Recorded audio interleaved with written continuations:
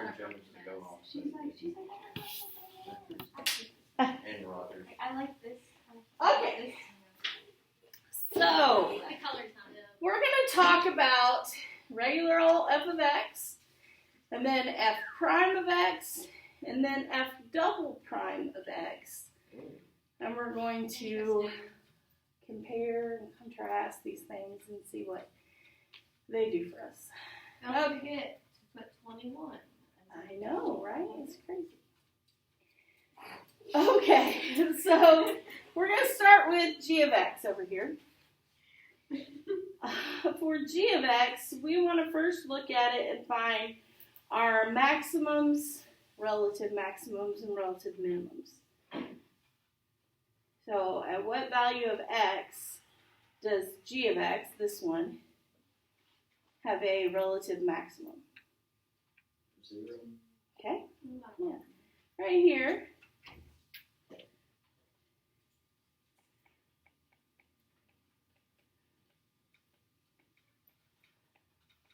And where's the minimum?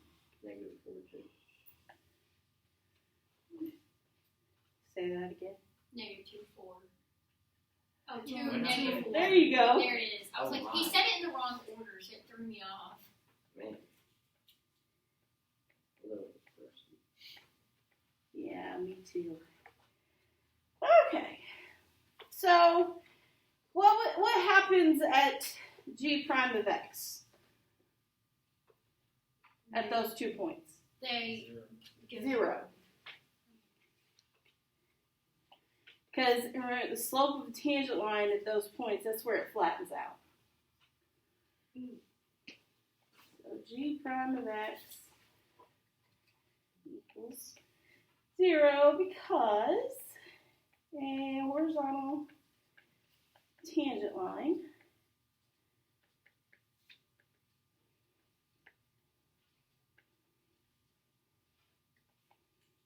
can be drawn to g of x.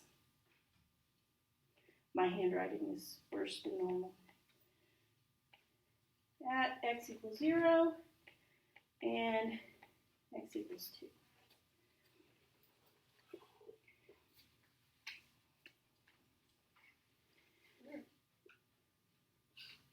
I'm smiling a little bit, and I can't help it.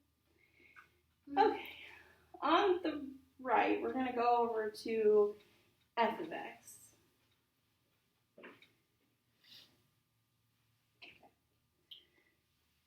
Where is relative max or min? You guys don't have one.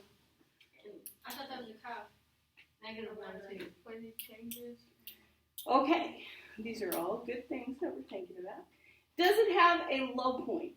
Yes. Yes, so it has a relative min.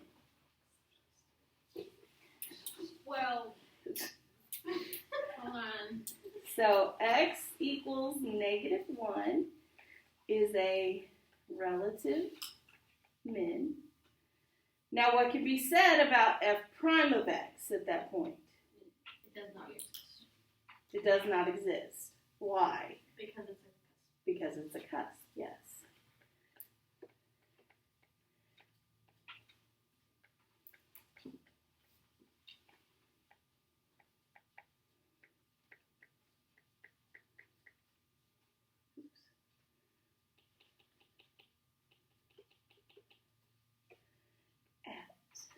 X equals -1 because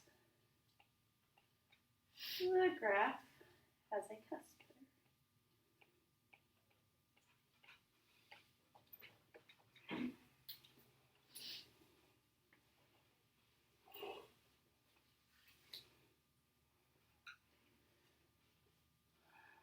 there. Okay, so that's graphically. We can look at the picture and we can tell where the mins and maxes are at. And for g of x, the min or the max occurred when what? When the derivative was what? 0. Equal to 0. And then for f of x, it's when the derivative is what? When it's a cusp, or no, it does not exist. Where it doesn't exist, right. So that's where you could have a relative max or min. Okay, so let's show that algebraically for prime of x. We get a number that is like an E or I. How about an E?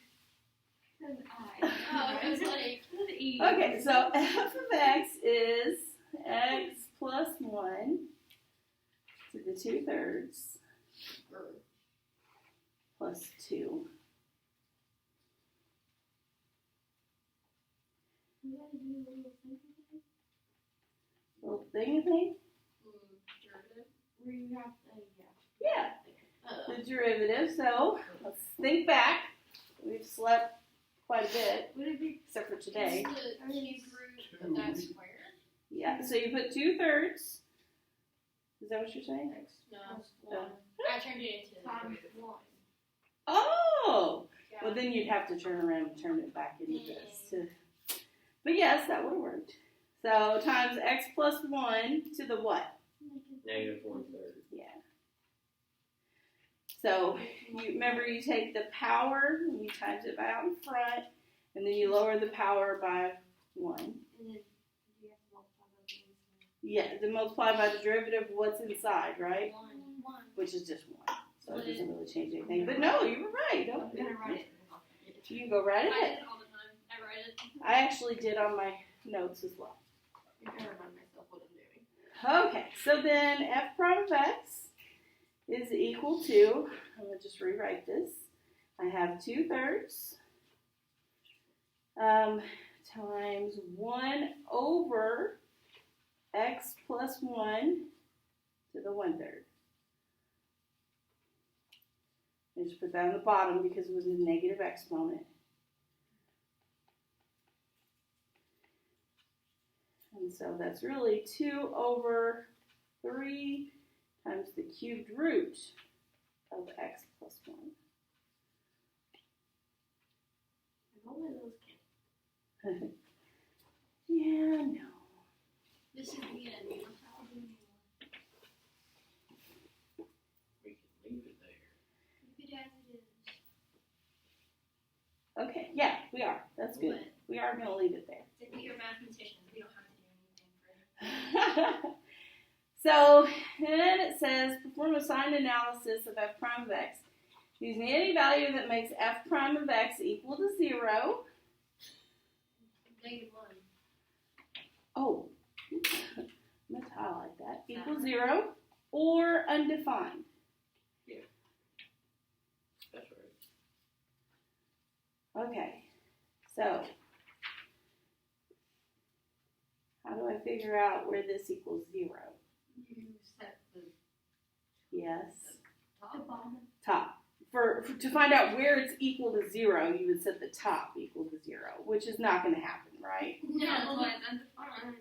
But the bottom, if I set the bottom equal to 0, then I'm finding out where it's undefined. -1. But we have to do the math to show it. I think he did. Yeah, Did we? I think he did. We didn't. I was like, Divide by 3, you get 0 still. Cube both sides. 0 cubed is 0. Yeah. So x is -1. So we're going to do a little sign chart. why? Because that's how you tell. These are always fun. Okay, something to the left of -1. -2. I like it. It's just so lazy weird. Now, remember, we're just figuring out if it's positive or negative. And we're plugging it in to this. So the top is positive regardless, right? Yeah. The bottom, if I plug in -2, I can't. Can you take a square root of a negative? Or yes, cubed root, you can. It'd just be -4. Yeah, it doesn't even matter what the answer is. This is just negative. We know it's negative. Why? I can't figure that out. I'm Figure out why it's negative. sorry. Yeah. Positive divided by negative. Right. You have a +2, and if you plug -2 in right here, you'll get a cubed root of -1, which is -1. Okay, well I didn't know what the cube root negative was. Oh, what times itself 3 times gives you -1. Let's do 10. No. Let's do 0. Let's do 0. I like it. I don't know. So if we plug in 0, I get a positive over positive.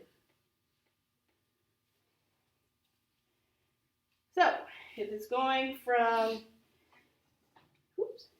negative, so it's decreasing, to positive, that means it's a minimum.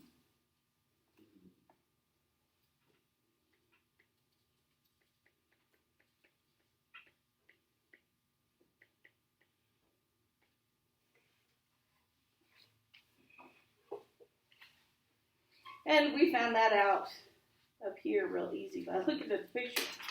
But unfortunately, you don't always have the picture. We should always have a picture. Picture book. When is that your pencil case? She's always had that. This is my pencil case on it. Yeah. Oh, that's Yeah. awesome. I've never looked at the other side. I always see neither. this side. I just now saw it. I was like, Actually, my cousin's family, when they give presents, it says from us. They don't even put their names because there's multiple of them, so they just say us. oh, well, that's not hard. That's like the Taper family. Polynomial functions. Balance. I was going to wait till they stop. They're not going to stop. No. Polynomial functions deal with critical numbers, which we also call critical values. Where the first derivative is equal to 0.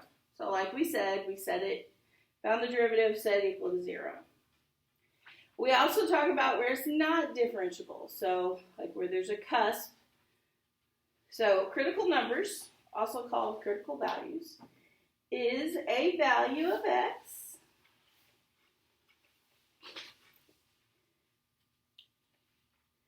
where a function's derivative is equal to 0 or is undefined.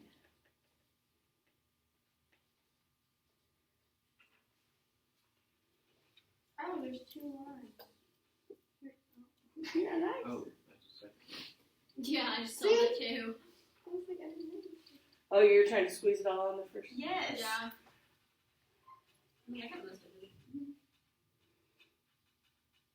I didn't realize there was 2 lines. I looked up and you had 2. I just thought she wrote underneath. Okay, so if we look at f prime of x, that's a derivative. And if it tells you the